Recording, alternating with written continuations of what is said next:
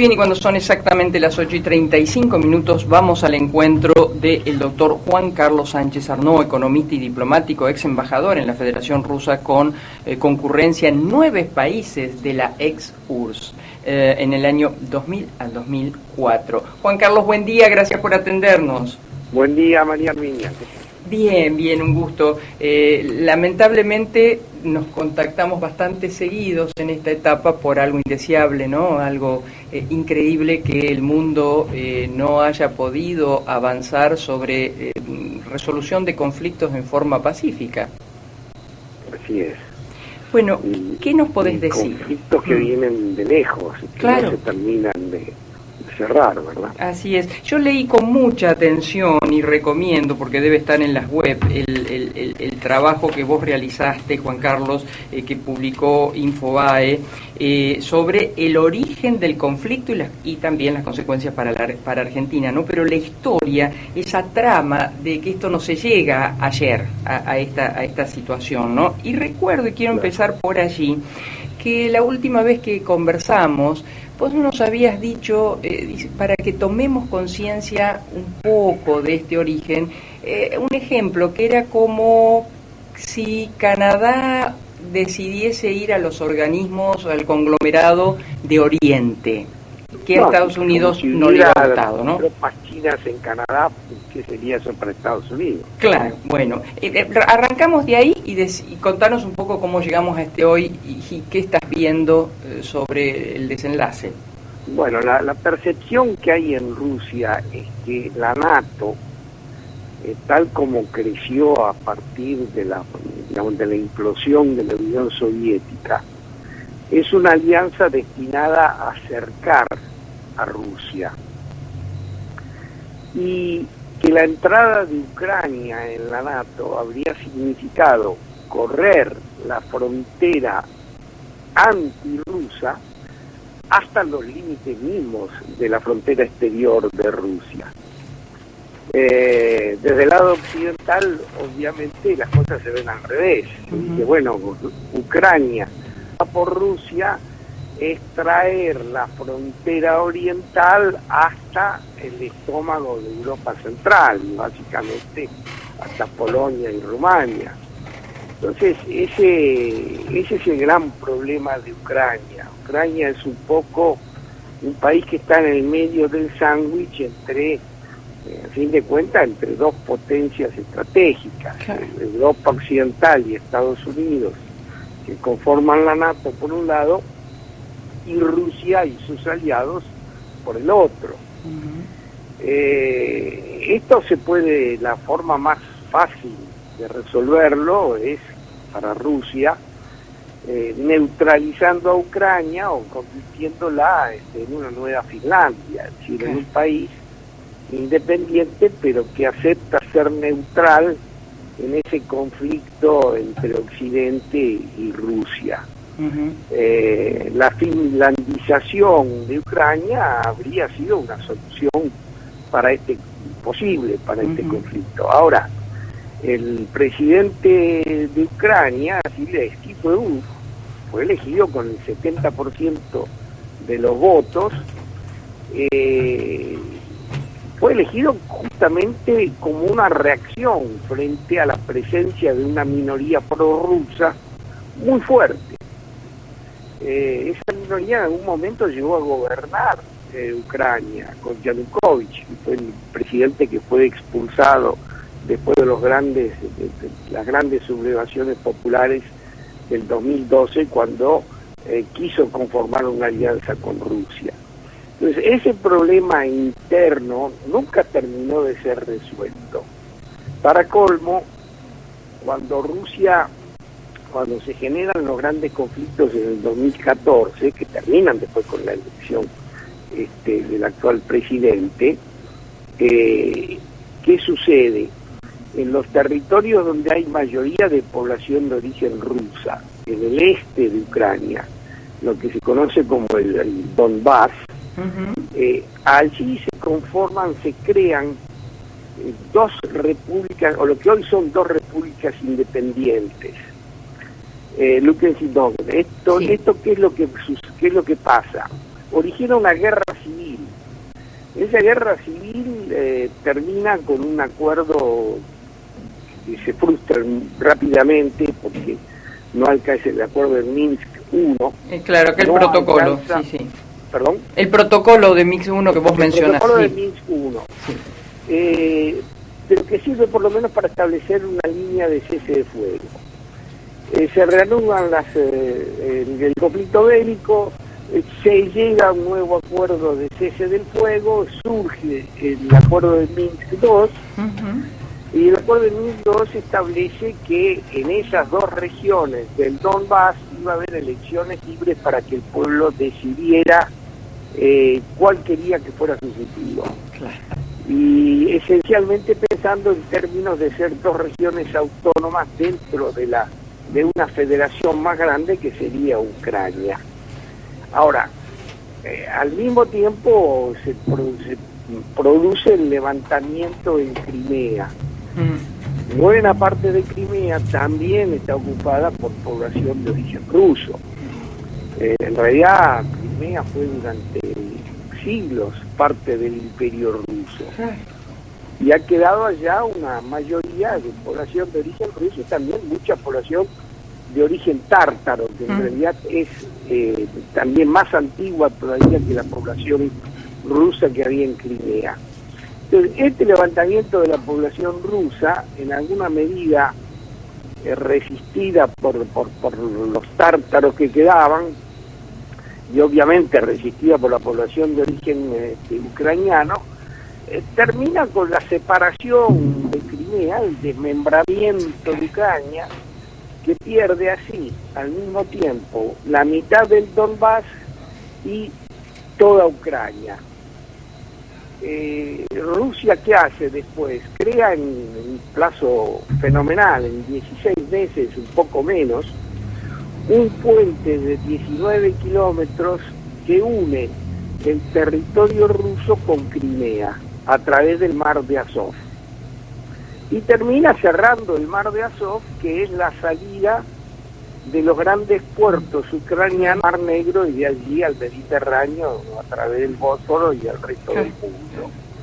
Es decir, Rusia de alguna manera ha ido ahogando paulatinamente a Ucrania. Ahora, frente a esto, el presidente de Ucrania pide la incorporación de Ucrania a la NATO. Y ahí es donde Rusia dice, no, yo esto no lo puedo permitir, porque esto significa traerme la frontera, traerme al enemigo o al adversario hasta entonces a las puertas de mi frontera. Claro. ¿Cuál es la solución frente a esto?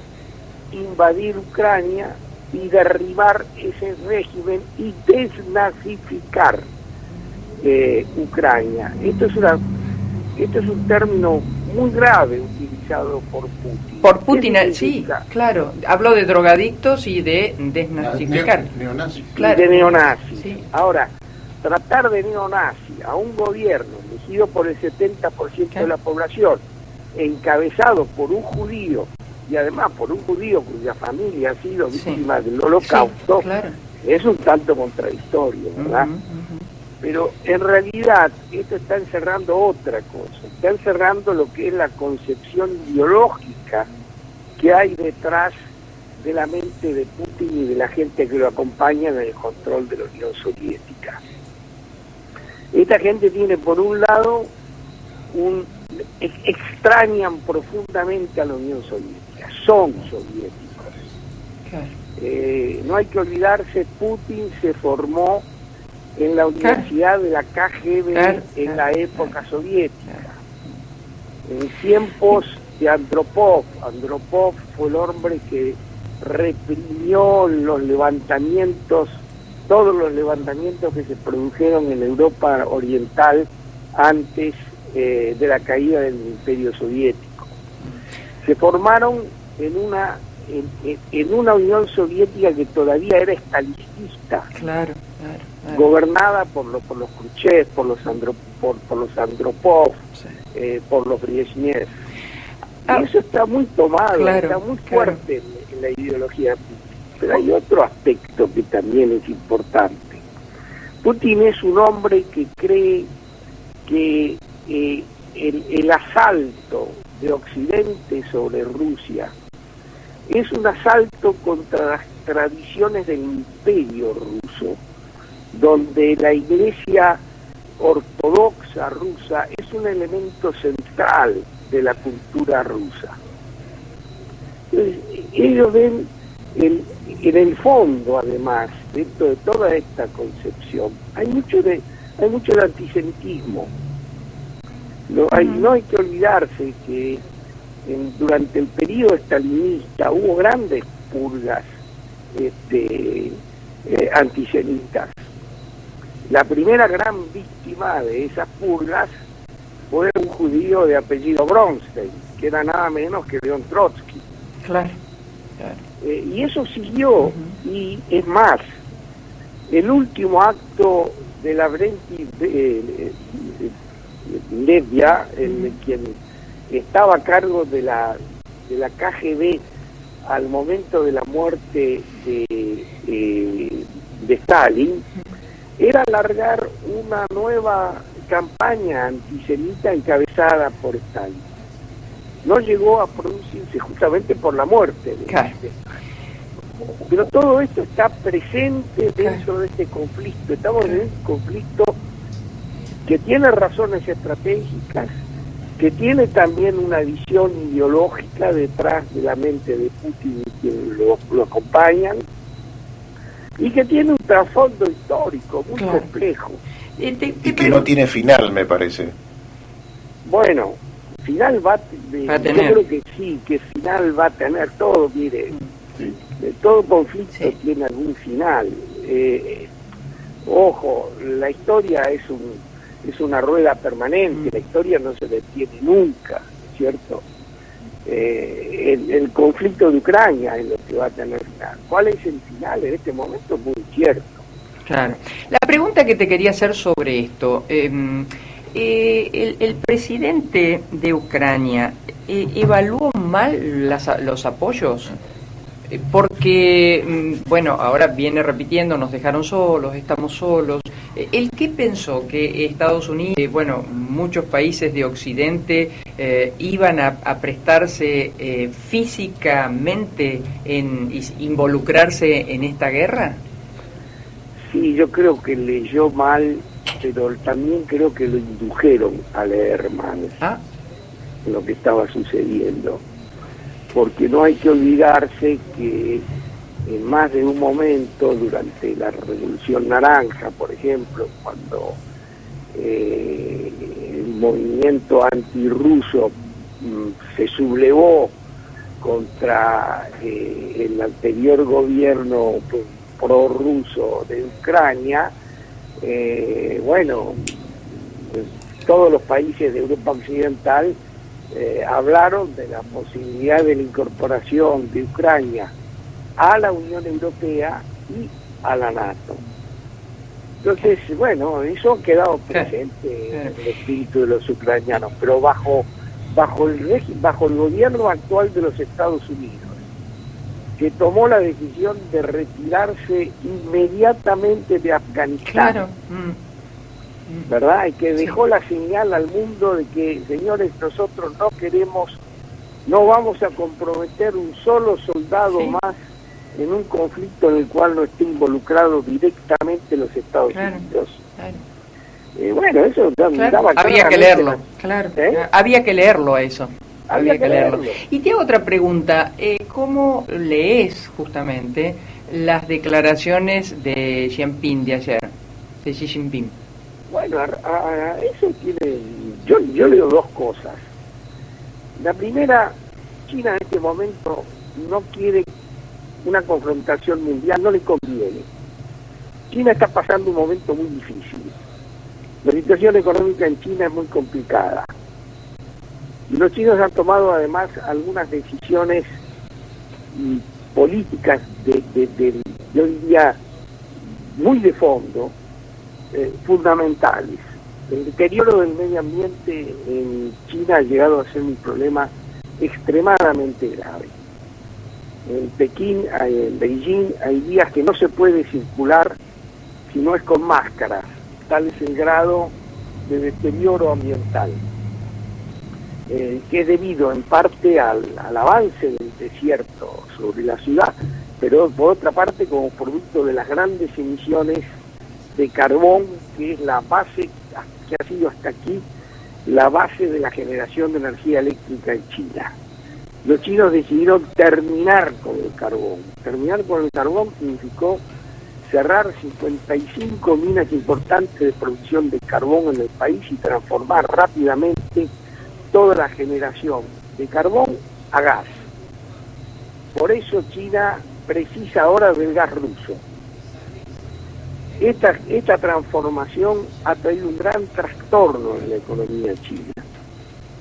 Por otra parte, como producto de todos los efectos secundarios de la pandemia, se ha trastocado mucho todos los procesos, todas las cadenas de valor industrial en los sectores de alta tecnología en China.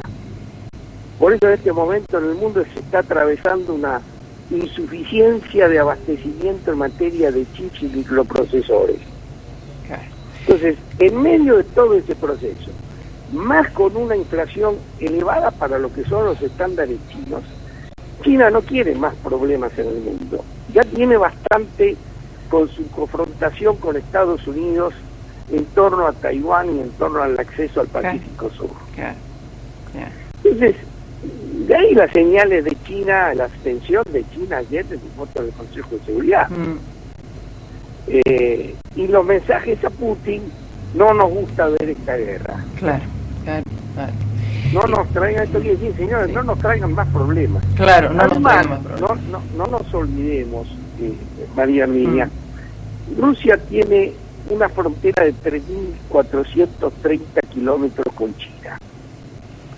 Es una frontera que en gran parte es muy complicada, porque del lado chino hay una gran minoría que es de origen islámico, que tiene muy penetrado el territorio soviético, o el territorio ruso, perdón. Es decir, es una minoría que está de los dos lados de la frontera, que a los chinos les está creando grandes problemas. Un momento, la minoría del Tíbet. Es un problema que los chinos no lo tienen resuelto del todo. Y es justamente la frontera con Rusia, país que a su vez tampoco tiene totalmente resuelto su problema con las minorías islámicas que tienen en el este del país. Juan Carlos, sí, perdón, concluime. No, que lo resolvió en Chechenia con la liquidación, fue Putin quien lo hizo, liquidando de una manera muy sangrienta a la minoría chechena con la toma de Grozny. Me quedan 2 minutos para conversar con vos. Vamos a dejar lo económico y su digamos, su repercusión en Argentina para cuando vos nos lo permitas en cualquiera de estos sábados. Pero quería que nos cuentes algo. A mí particularmente me impactó cómo Italia y otros países están maniatados por todo un entramado del sistema financiero para no pronunciarse en contra de Rusia. Bueno, yo no creo que sea así. No creo que sea así. Lo que sí hay es que nadie quiere tomar la decisión de suprimir a Rusia del sistema de pagos SWIFT. Y no quieren hacerlo porque el riesgo es que como reacción frente a esto Rusia deje de proveer de gas a Europa Occidental. Y no nos olvidemos que el 40% del gas que consume Alemania proviene de Rusia, y que la fuente alternativa más directa en caso de que no hubiera gas ruso sería el gas que viene de Argelia a través justamente de Italia y de Francia. Y los primeros afectados podrían llegar a ser los propios italianos, ¿no? Juan Carlos, un placer, muchísimas gracias. Nos has hecho viajar a través de la historia, del presente, del futuro, para entender un poco más. No es tan simple, uno a veces tiende rápidamente a calificar, y me parece que hay que ser prudentes y escuchar mucho para entender esto que de por sí uno rechaza absolutamente, ¿no? La muerte de gente. Obvio, nunca la violencia puede ser la solución de ningún problema internacional. Gracias, un placer enorme. Muchísimas gracias por tu tiempo. Al contrario, María Armiño. Bueno, igualmente. Hemos hablado con el doctor Juan Carlos Sánchez Arnaud, economista y diplomático, ex embajador de la Federación Rusa, que entiende visualmente, porque a cargo de él había 9 países de aquella ex URSS.